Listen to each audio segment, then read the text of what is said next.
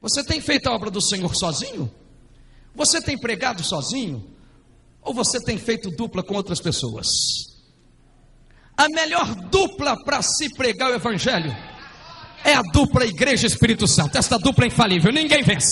Ninguém vence. Ninguém vence. Ninguém vence quando a igreja se junta com o Espírito Santo para poder fazer a obra de Deus.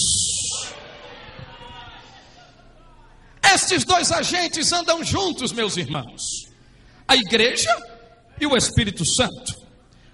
O Espírito Santo atua no meio da igreja. Ele atua no corpo. Ele age por intermédio da igreja. É por isso que Jesus diz em São João capítulo 14, versículos 16 e 17: eu rogarei ao Pai para que vos envie outro Consolador, que esteja convosco para sempre, o Espírito da verdade, que o mundo não pode receber, porque não o conhece e não o vê, mas vós conheceis, porque está convosco e habitará em vós. Nos dias de Jesus, o Espírito Santo estava com os discípulos, mas Jesus estava dizendo: depois que o Espírito vier, ele vai habitar com vocês. Tem uma diferença. Se eu for à casa do pastor José Rodrigues, alguém me telefonar, eu vou dizer: eu estou na casa do pastor José Rodrigues. Eu não posso dizer: eu habito na casa do pastor José Rodrigues. Não, eu estou na casa dele. Nos dias de Jesus, o Espírito Santo estava nos discípulos. Por isso Jesus disse: vocês conhecem o Espírito, porque ele está em vós e ele habitará em vós. Ele estava, mas ainda não habitava. Está em vós e no tempo futuro habitará em vós, porque o Espírito ainda não tinha descido. Jesus precisaria subir para que o Espírito descesse.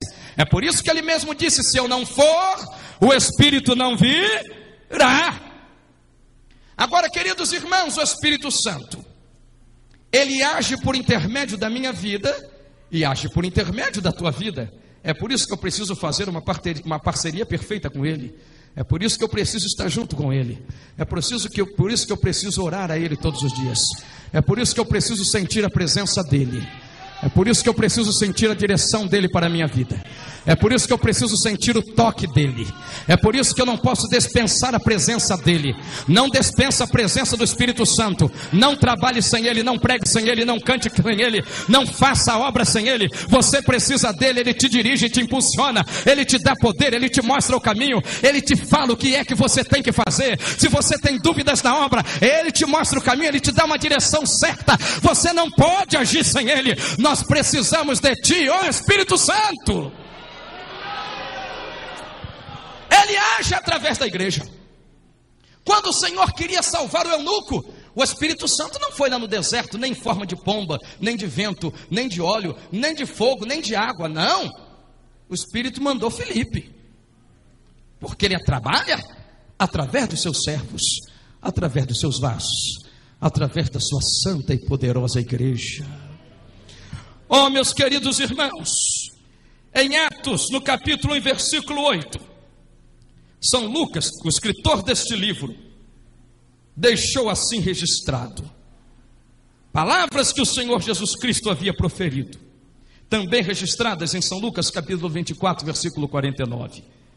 Vocês receberão a virtude do Espírito Santo que há de vir sobre vocês. Na tua Bíblia está escrito: mas recebereis a virtude do Espírito Santo que há de vir sobre vós, e ser-me-eis testemunhas. Quando eu leio este versículo, eu percebo o casamento perfeito da igreja com o Santo Espírito de Deus, a atuação perfeita da igreja com o Espírito da graça, com o Espírito da verdade, que o mundo não pode receber, mas nós temos recebido. Pode glorificar a Deus por isso? Recebereis a virtude dele, do Espírito. Missões, meus irmãos, se inicia no poder do Espírito Santo. Quando o guarda de trânsito entra na frente do meu carro, vestido do uniforme que o Estado lhe deu, e manda o meu carro estacionar, eu estaciono o meu carro. Aquele guarda tem poder para requisitar os documentos, eu dou os documentos a ele. Ele tem autoridade para prender até o veículo e o motorista, porque naquele momento ele está revestido de autoridade do Estado para cumprir aquela função. Assim também o Espírito Santo de Deus, ele desceu para revestir a igreja, para trabalhar na igreja, para dar autoridade, para dar poder, para dar unção, para a igreja exercitar o ministério, para a igreja cumprir as funções de serviço na obra de Deus, para a igreja testemunhar, para a igreja evangelizar, para a igreja pregar o evangelho. Queridos irmãos, a palavra de Deus então nos mostra imediatamente que o resultado de uma vida cheia do Espírito Santo é o testemunho. Permitam-me dizer uma coisa aqui. Existem pessoas que querem poder de Deus, e tem gente que sobe para o monte e quer poder de Deus, e tem gente que jejua porque quer poder de Deus, tem gente que consagra porque quer poder de Deus, tem gente que vai para a vigília porque quer poder de Deus.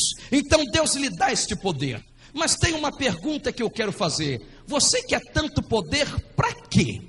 O que é que você vai fazer com tanto poder assim?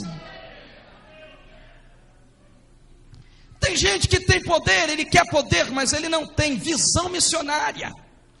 O poder do Espírito Santo foi dado para que houvesse testemunho de Cristo. O poder do Espírito Santo foi concedido à igreja, para a igreja pregar o evangelho, para a igreja falar de Jesus.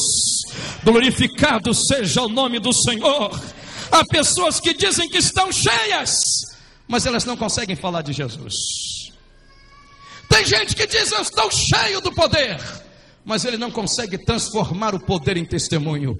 O que eu vos trago de Deus nesta noite é o seguinte: transforme o poder em testemunho, canalize o poder que Deus tem lhe dado para o testemunho.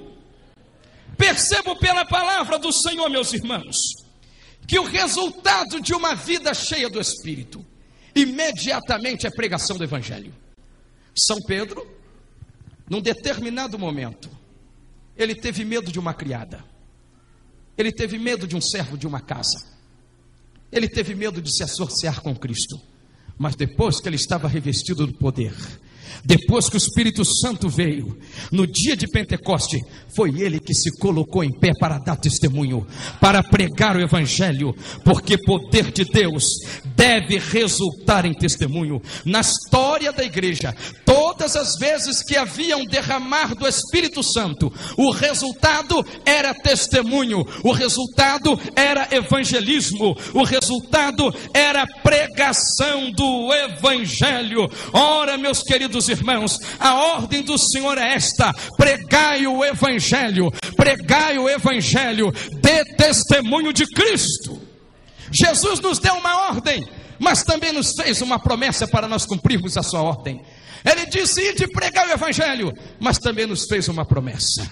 A promessa é essa: em meu nome vocês expulsarão os demônios, em meu nome vocês falarão novas línguas, em meu nome, se vocês beberem alguma coisa mortífera, não lhes fará dano algum. Em meu nome, você tem uma ordem de Cristo, mas você também tem uma promessa gloriosa. Tem gente que ele adora receber uma promessa de Deus, ele vai no culto, quem sabe Deus me fará uma promessa nesta noite, de uma casa nova, de um carro novo, de um emprego novo. Oh querido, você já tem uma grande promessa, é que no nome de Jesus as coisas vão acontecer se você pregar o Evangelho.